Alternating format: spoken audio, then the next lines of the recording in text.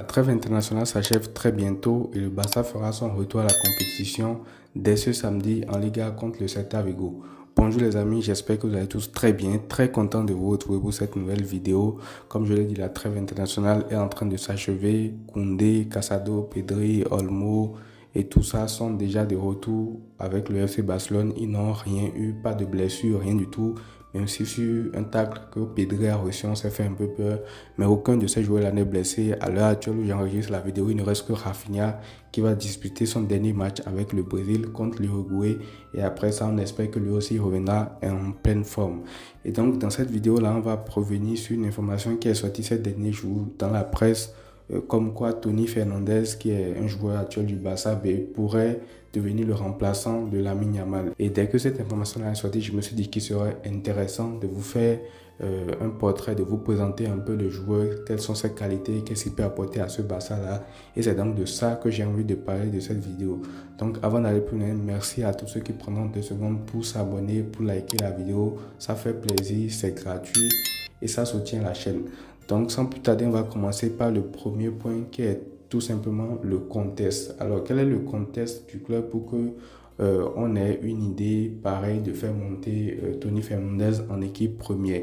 Alors le contexte il est très simple, c'est que quand on prend l'effectif actuel du FC Barcelone, certes il y a beaucoup de points forts qu'on pourrait citer en une vidéo pratiquement, mais il y a également des insuffisances dans cet effectif actuel du FC Barcelone. Certes, le Barça actuel a une défense qui est monstrueuse. Si la défense est au complet, on aura même des remplaçants de luxe. Au milieu de terrain, on n'en parle pas, il y a énormément de choix. Mais la grande faiblesse de cet effectif actuel, c'est tout simplement l'attaque. L'attaque qui a un banc très insuffisant parce que, ok, tu as Rafinha, tu as Lamine Yamal, tu as Lewandowski, qui est le meilleur trio, tout simplement, le meilleur trio d'attaque en Europe cette saison. Mais à part eux, sur le banc, tu as quoi? Tu as Ferran Torres qui est là en train de revenir de blessure, mais son niveau global est très moyen. Tu as Ansu Fati qui vient de se blesser et même s'il était là, son niveau est quand même très moyen aussi. Tu as Pau Vitor qui n'est pas mauvais mais c'est un jeune, c'est très insuffisant pour un remplaçant digne du FC Barcelone. Donc sur le banc, c'est quand même assez léger. Et d'ailleurs, même on l'a vu contre la Sociedad, la grande faiblesse de ce Barça-là, c'est sa faiblesse dans le banc concernant les joueurs d'attaque en fait. Parce que l'absence de Yamal a coûté très cher contre la Real Sociedad. On a perdu ce match-là. Certes, il y a une polémique de hors-jeu et tout, mais bon, bref, on a quand même perdu ce match-là.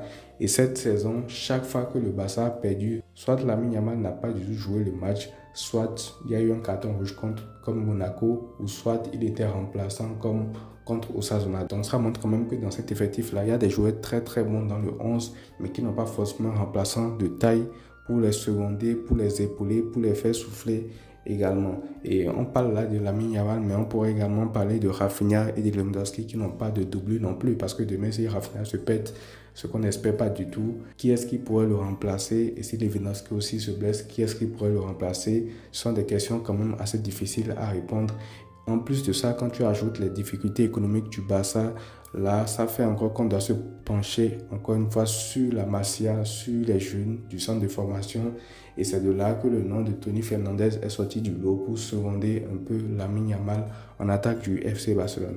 Alors, donc on va passer maintenant à la présentation du jeune Tony Fernandez.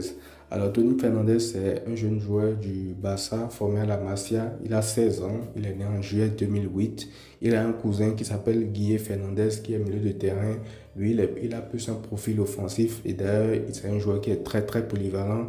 Il peut jouer ailier droit, mais il peut jouer également faux numéro 9, il peut jouer 9, il peut jouer milieu offensif derrière l'attaquant en 10 et tout. Donc c'est un joueur qui est extrêmement polyvalent, il peut jouer pratiquement à tous les postes de l'attaque. Il s'était déjà entraîné l'année dernière avec l'équipe première sous Xavi qui ne lui a pas finalement donné trop de temps de jeu. Et cette saison également, il a été appelé plusieurs fois par Hansi Flick avec l'équipe première, mais juste là, il n'a pas encore disputé ses premières minutes.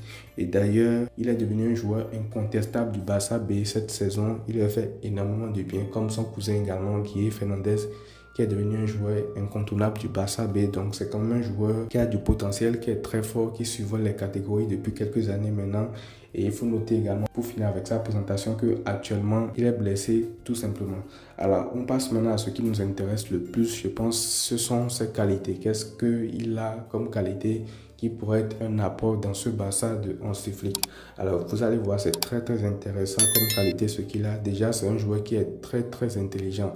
Il a un très bon QI football, il a une très grande intelligence de jeu, il sait comment se placer, il sait comment recevoir les ballons, il sait comment orienter le jeu, il a une vision extraordinaire. Donc c'est un joueur qui est beaucoup plus cérébral en fait. C'est un joueur, tu lui passes le ballon, tu sais que à 99% il va prendre la bonne décision. Et ça, c'est un joueur qui a la capacité de jouer dans l'équipe première du Barça en fait, parce que tu dois être très cérébral, tu dois pouvoir sentir le jeu. Et c'est vraiment ça l'expression, c'est un joueur qui sent le jeu, c'est un joueur qui est très intelligent et c'est un joueur qui peut faire beaucoup de bien à ce Barça-là. En dehors de ça, c'est un joueur qui a une très grosse qualité de frappe, c'est un gaucher, il envoie des menaces par moment. Donc c'est un joueur qui a une très grande qualité de frappe. D'ailleurs, ça s'est vu plusieurs fois, que ce soit avec les catégories inférieures ou avec le Barça B. Actuellement, c'est un joueur qui a confiance en sa frappe de balle. Et d'ailleurs, en parlant de capacité de frappe, ça amène forcément à des buts. En fait, c'est un joueur qui marque énormément de buts, qui a cette capacité-là à être décisif devant les buts, que ce soit par la passe ou que ce soit par les frappes, par les buts également. Donc, c'est un joueur qui peut avoir un impact décisif dans plusieurs rencontres et tout. Et comme je l'ai dit, c'est un joueur qui a une très bonne frappe de balle. Et c'est peut-être ce qui manque également par rapport à ce Barça-là, pas un moment où ça ronronne, où il y a des passes qui sont faites latéralement, où le jeu ronronne et tout. C'est un joueur qui peut apporter cette solution-là, un peu comme le fait un Rafinha actuellement au Barça. En plus de ça, il a une très bonne vision de jeu, il a une très bonne vista. Et en plus de la vista, vous vous doutez bien qu'il a également une très bonne qualité de passe, un peu comme Casado, un peu comme les Pedri et tout.